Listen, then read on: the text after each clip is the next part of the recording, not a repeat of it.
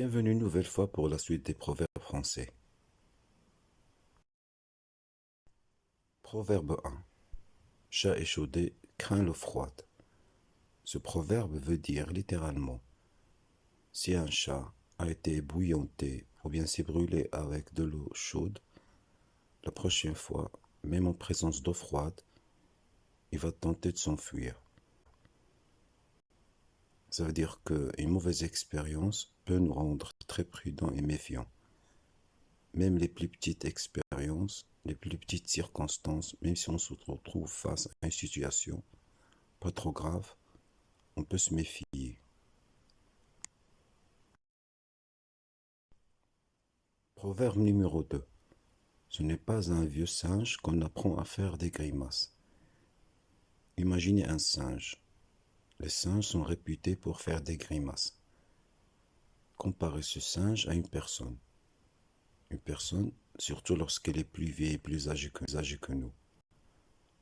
Personne ne peut rien lui apprendre de plus. Son expérience est là pour prouver que c'est mieux que nous et plus que nous. Ce qui signifie qu'on ne peut rien apprendre à quelqu'un qui a de l'expérience et qui sait beaucoup plus de choses que nous.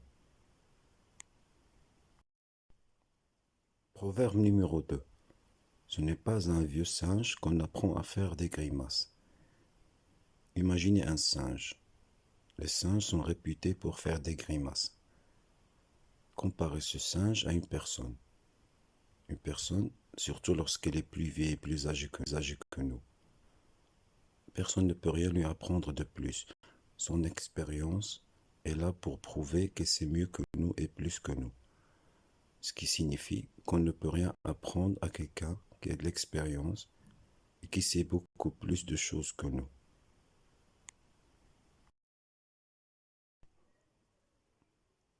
Troisième proverbe.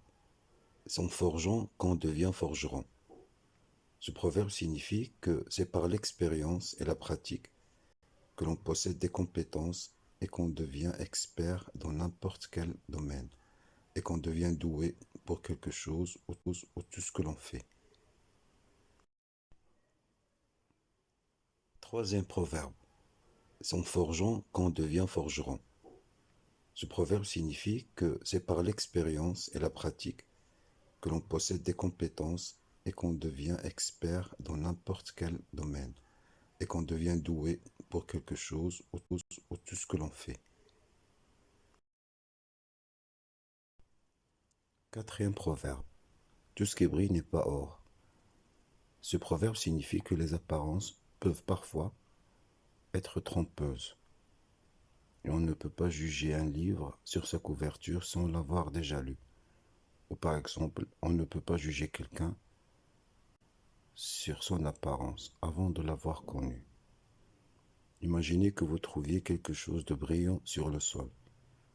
Vous imaginez que c'est un bijou, c'est un sou, n'importe quoi de précieux.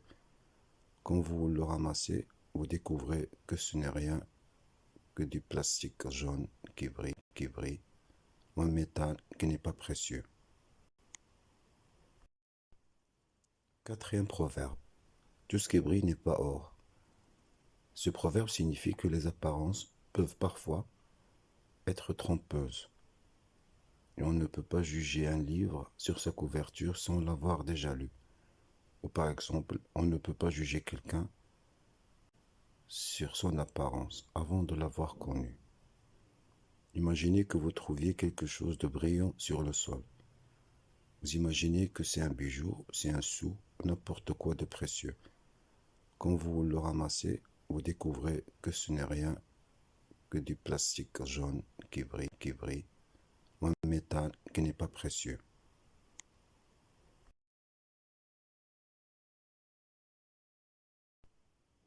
Cinquième proverbe. Quand on part du loup, on en voit la queue. Ça signifie que quand une personne dont on est en train de parler et de discuter arrive, ou bien appelle au téléphone soudainement sans prévenir, là on dit, quand on part du loup, on en voit la queue. On peut le dire aussi d'une autre façon. Tiens, quand on parle du loup, ce proverbe tire son origine d'une ancienne superstition, d'une ancienne tradition. Quand les gens croyaient que lorsqu'on parlait du loup, il se pouvait qu'il sorte du bois et de la forêt et qu'il les dévore. Ce qui évidemment est purement faux. Ce n'est qu'une superstition. Cinquième proverbe. Quand on parle du loup, on en voit la queue. Ça signifie que quand une personne dont on est en train de parler et discuter arrive, ou bien appelle au téléphone soudainement sans prévenir, là on dit, quand on parle du loup, on en voit la queue. On peut le dire aussi d'une autre façon. Tiens, quand on parle du loup, ce proverbe tire son origine d'une ancienne superstition, d'une ancienne tradition. Quand les gens croyaient que lorsqu'on parlait du loup, il se pouvait qu'il sorte du bois et de la forêt et qu'il les dévore. Ce qui évidemment est purement faux. Ce n'est qu'une superstition. Sixième proverbe. C'est dans les vieilles marmites qu'on fait les meilleures soupes. Ce proverbe veut dire et signifie que les traditions, l'expérience et les méthodes anciennes et éprouvées peuvent se révéler meilleures et donner plus de résultats que les méthodes modernes. Ça signifie que lorsqu'une méthode se révèle toujours efficace, même si elle est ancienne, on peut toujours l'utiliser par rapport à une nouvelle méthode moderne. Le fait que ce soit une vieille méthode ne signifie pas qu'elle est mauvaise ou qu'elle ne peut pas apporter de bons résultats.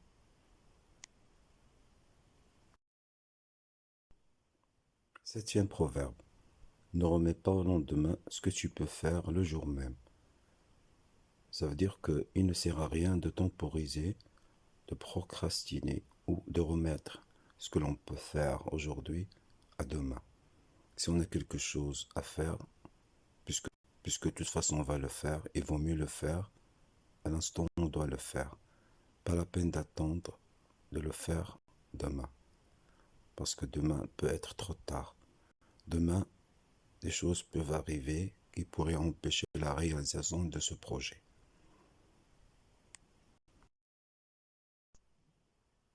Huitième proverbe. À quelque chose, malheur est bon. Ce proverbe signifie que les événements pénibles, les mauvaises expériences et les malheurs peuvent quelquefois avoir un aspect positif. Cela veut dire que si on est passé par une mauvaise expérience, ou bien un malheur nous est arrivé, ou n'importe quoi de négatif, cela ne veut pas forcément dire que les conséquences seront toujours mauvaises.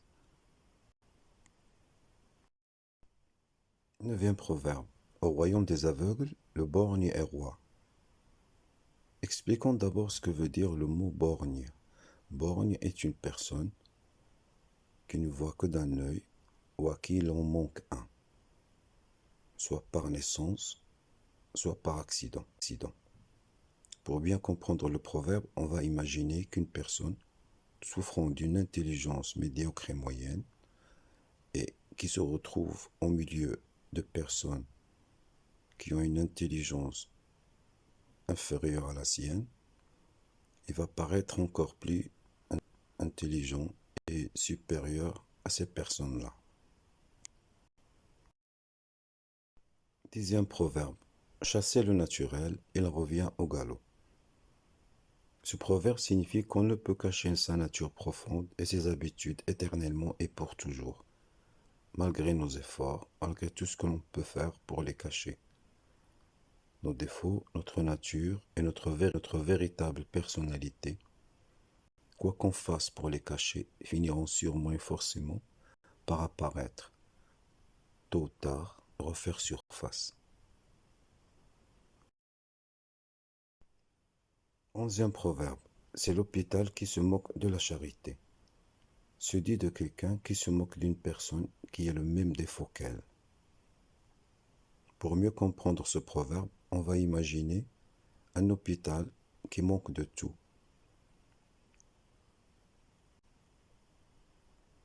Il ne possède pas ou peu de médicaments, de pansements, d'oxygène ou de n'importe quoi qui soit nécessaire à un hôpital.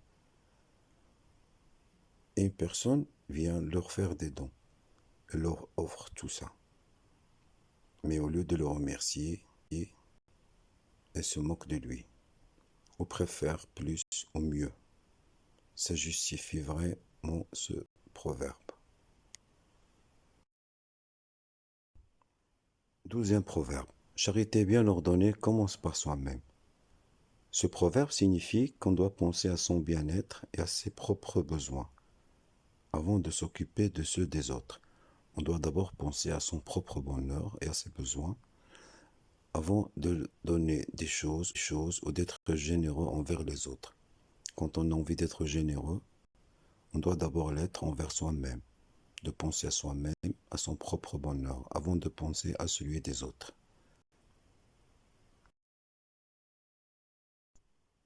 13e proverbe. Il faut battre le fer pendant qu'il échoue. Ce proverbe signifie qu'il faut réagir vite et tout de suite à une opportunité et à une chance au moment où elle se présente avant qu'elle disparaisse et qu'il soit trop tard. Cela signifie que lorsque quelque chose de bon pour nous et de positif se présente, il ne faut pas la négliger, il faut la saisir, il faut profiter de la chance qui s'offre à nous. Il ne faut pas attendre à plus tard ou à demain.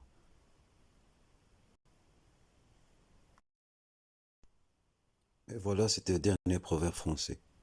Je vous remercie d'avoir été là, d'avoir écouté. Je vous donne rendez-vous dans une prochaine vidéo pour une nouvelle série de nouveaux proverbes français.